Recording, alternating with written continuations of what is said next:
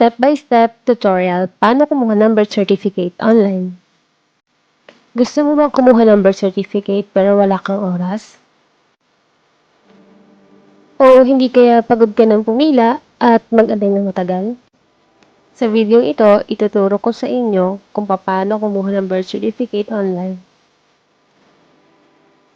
First, punta na po tayo kay Google.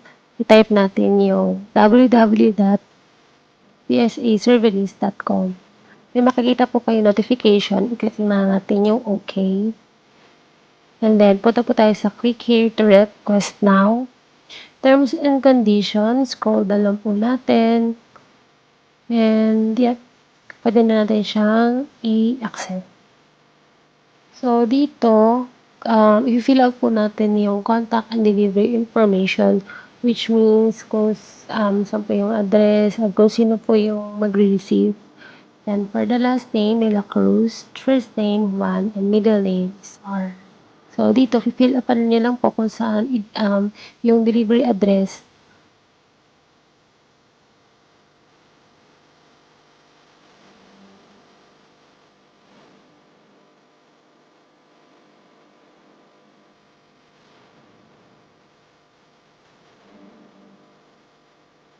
So, the sample lang po itong mga ini-input ko dito. So, kung wala naman po kayong province at dito na kayo sa Manila lumaki, you can type Metro Manila. You can choose Metro Manila.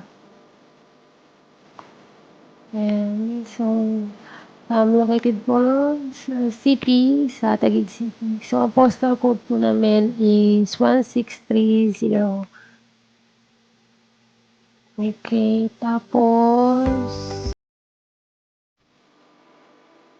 kami po, input nyo lang yung mobile number para kung saan po kayo pwedeng tawagan ng rider. If ever na deliver na po sa inyo.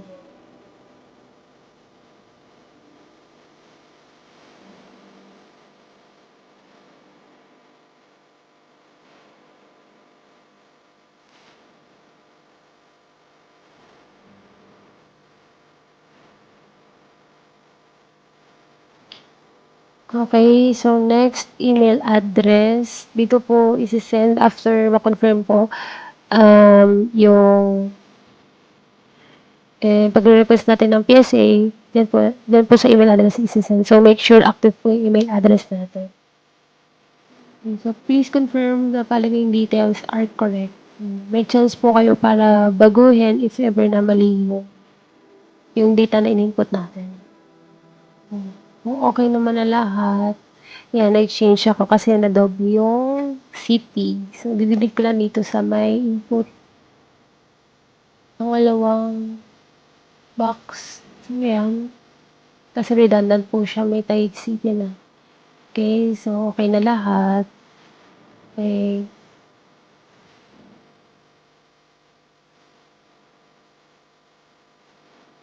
Yan, sa number, make sure tama po para makareceive tayo ng notification, text message.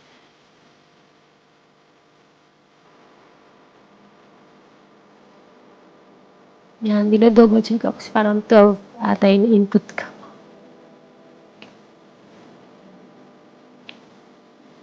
Okay, so tama na.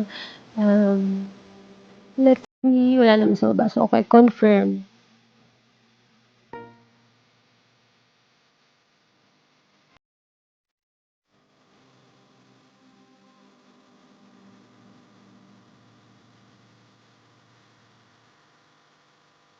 Okay, so punta po tayo sa next.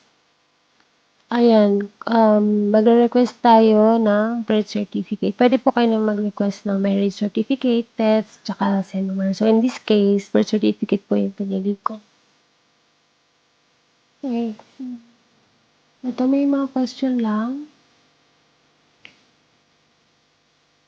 And so, my case, no. Second to Ayan. Yes. So, ayan po. Next is yung details na natin. Number of copies, kung ilang copy pang gusto niyong i-order. So, kung others more than 2, i-input lang po natin. So, in my case, isa lang. Yan, fill out natin yung box. Last name, De La Cruz.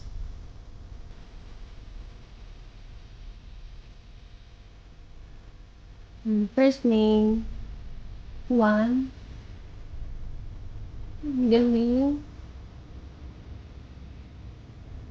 Ramos. So, sex, female. Sorry, male. Place of birth, let's say, Metro Manila.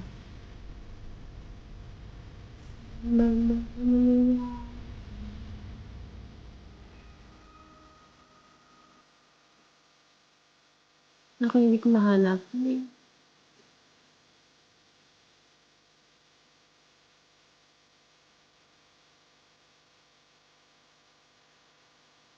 Yan, Metro Manila. Municipality Taguig.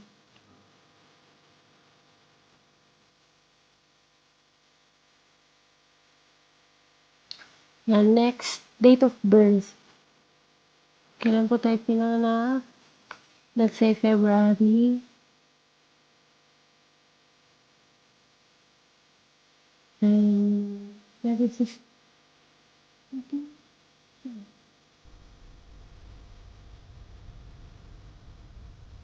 Year.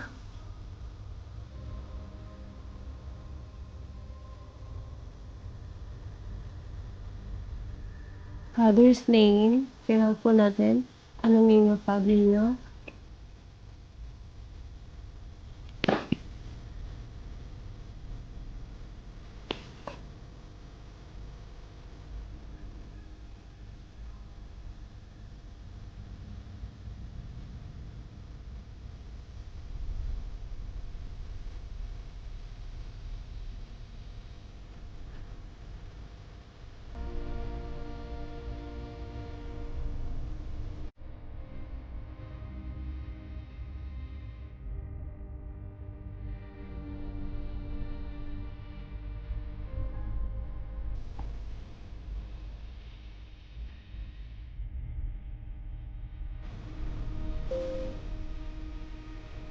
Yan, mother's maiden name. So, lalagay po natin yung name ng mother natin sa pagkadalaga.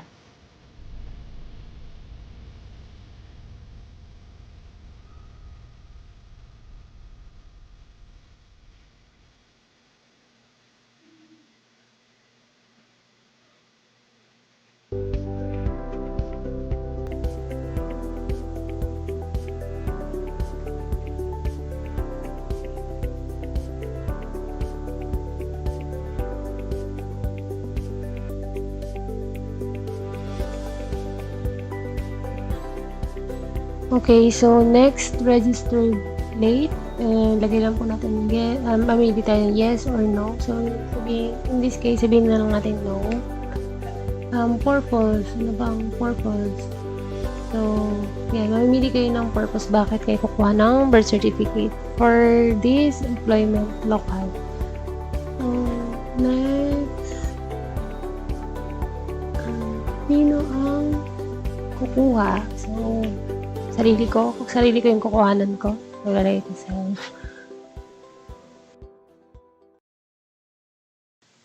So, dito, kung hindi po kayo ang kukuha, make sure na mag-prepare tayo ng authorization letter and copy ng ID. Okay, so kung okay naman na lahat, pwede na natin i-click yung save. Ayan, please confirm if the following details are correct. Double check lang po natin, baka may mga mali tayong nalagay. Kung okay naman, confirm. So, babayaran po natin yung 330.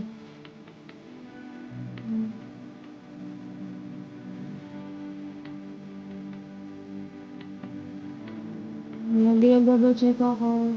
Okay yung input lang po. Ayun, kung okay naman na lahat, click submit.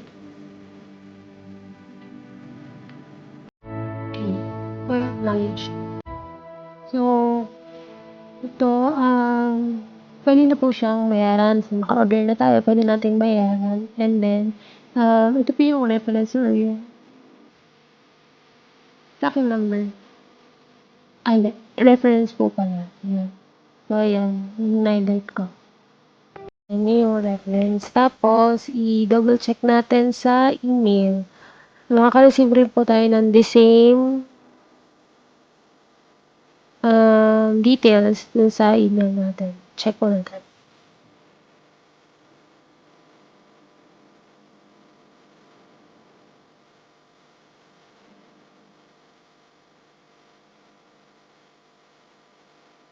Ayan, so nakita nyo na nag-email sila. So, PSA Service Acknowledgement, same lang. So, ang i-copy natin or tatanda natin yung sa reference number para sa pagbabayad.